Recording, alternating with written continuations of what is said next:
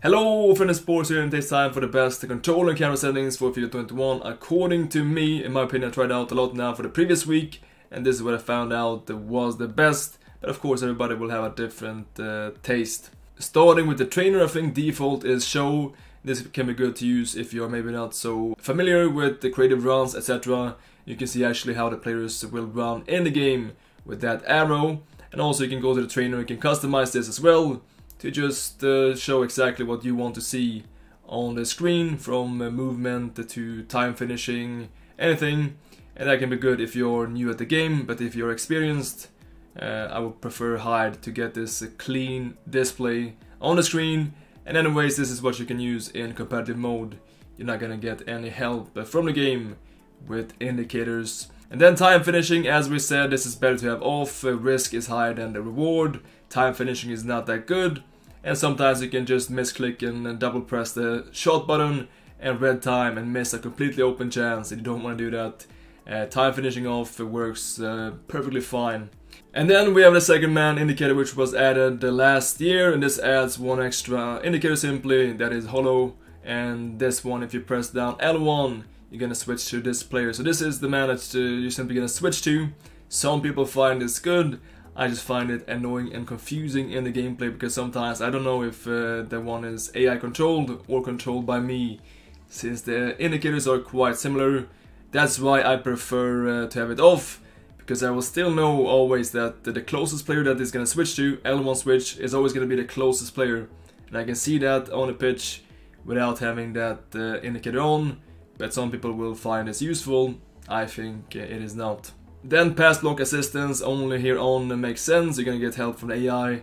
Why do yourself any disfavor by playing here off? And then auto switching is best to have on air balls and loose balls.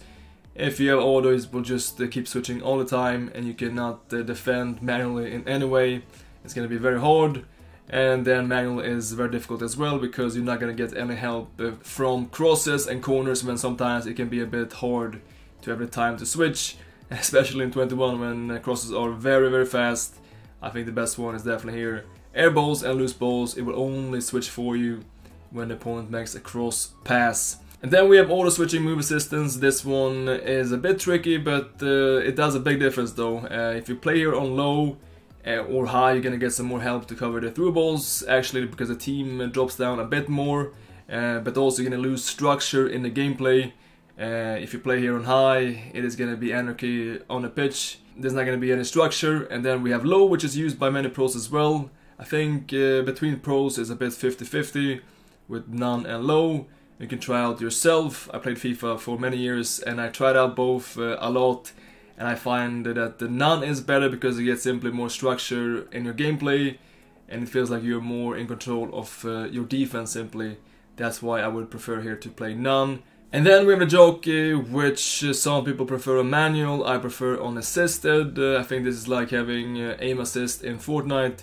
Why not have it? And especially in 21, where defending is already quite hard, I think assisted is better. So what this does, if you play on manual and you jockey and you move too far, the player will not slow down, so you can easily overrun. But this will also maybe sometimes make it easier to read gameplay and high pressure. While if you have unassisted, if you overrun, the player will slow down and try to still stay close to the ball holder. And then we have some new settings here. We have auto flare passes. I prefer to have this on off. This is, well, the player is simply gonna make some flare passes without you asking for it, which I think is not good, because the flare passes will also have, of course, a higher error percentage. And if you want to make flare passes, just hold down L2.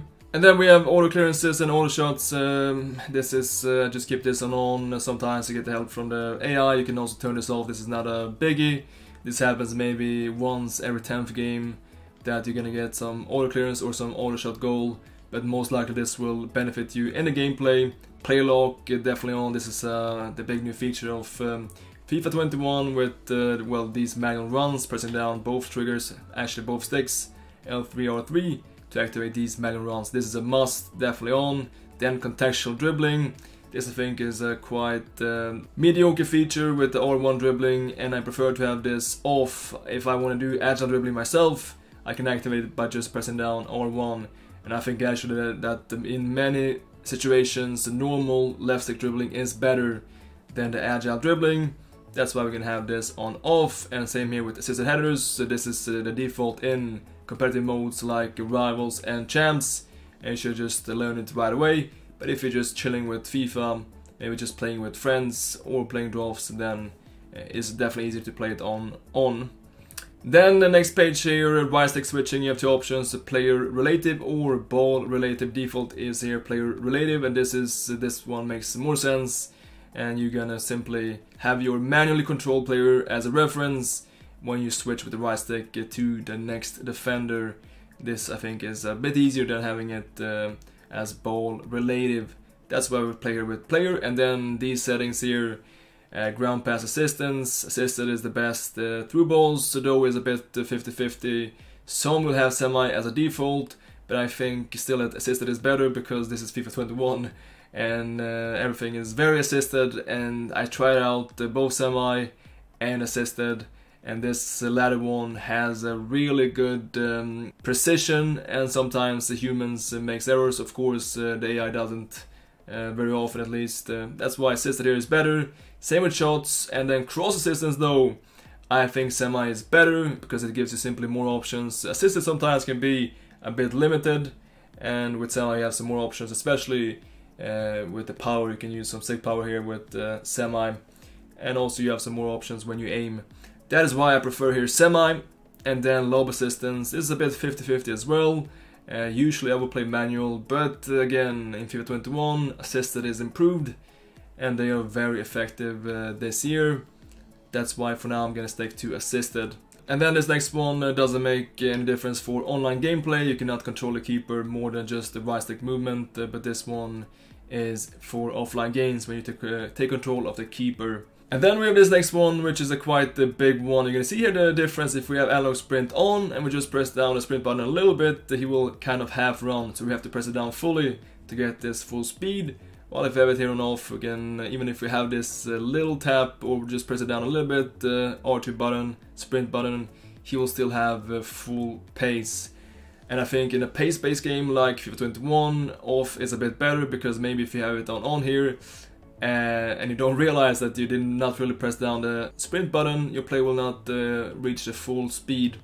That's why I think it's a bit easier to play it on off, and especially if you play with only one finger at the back. I'm gonna show you what I mean here. So if you're only using your index fingers at the back and you want to sprint and double man press at the same time, it can be a bit difficult to get the full sprint speed and double man press at the same time. But if you have analog sprint off, you can just press down sprint button a little bit, which will make it easier here to get this double motion on full sprint and double man pressure. Then defending, tactical one is the only one that works online, the only one that makes sense. There is also legacy, you can use this offline, but why just not learn to defend properly? And I think anyways tactical is better. And then this one, pass receiver lock, is I think best to have on late. If you want to make a late change for your pass direction, maybe you see a different run. In 21 also they run a lot and they change direction quite often. That's why I would prefer late over early, which can be sometimes a bit limited, but if you have extremely high ping, then maybe you can try out here early to get your passes right. And then just the controller settings, I think the best is just to play on default. It is optimized for console gaming, and the same here in defense as well. But now we're gonna take a look at the camera settings and some extra settings as well in game settings. I think default is not the best because I think the camera angle is a little bit too low. Sometimes it can be a bit hard to judge the distances and see if maybe if a player is onside. Yes, you have a great overview, but I think the bird perspective cameras that are a little bit higher up are easier to defend with and to find passing options simply. That's why I think the two best ones are co-op and telebroadcast. The co-op of course gives you a crazy overview over the whole pitch, but sometimes as well, since the camera is so far away, it can be also sometimes a bit hard with the micro movement. That's why I think telebroadcast is the best, because it offers you the best of both worlds. You get the intimacy with the pitch and also the great overview. And I think the angle here is just perfect. You can also, if you want some extra overview, you can change here from default to custom and increase here the height and decrease the zoom even further. But I just use it here on default. I think that is perfectly fine. And one last thing here when it comes to the game settings, go to visuals and change here the HUD to player name and indicator, and then change here to player name. I think this is super useful because you can see exactly who is on the ball. Sometimes players on the pitch looks a bit similar. Here you can see exactly who has the ball, and then you're gonna know his attributes as well, most likely if he is left or right footed, which can be very important information. But yes, so that's it for today, for this video. Hope you appreciated this information and found it useful. Of course, everybody will have different preferences, but this is what I think is the best for 21 after many years of experience playing this game on a pro level. And today we have Road to Glory coming again, episode 3. Do not miss that with 2 big signings. Captain is back, and also tomorrow I'm going to try to get out the defending tutorial. Let's see, it is a big one. Let's see if I have time to finish it either tomorrow or this weekend. But thanks so much again, and as always, until next time, take care.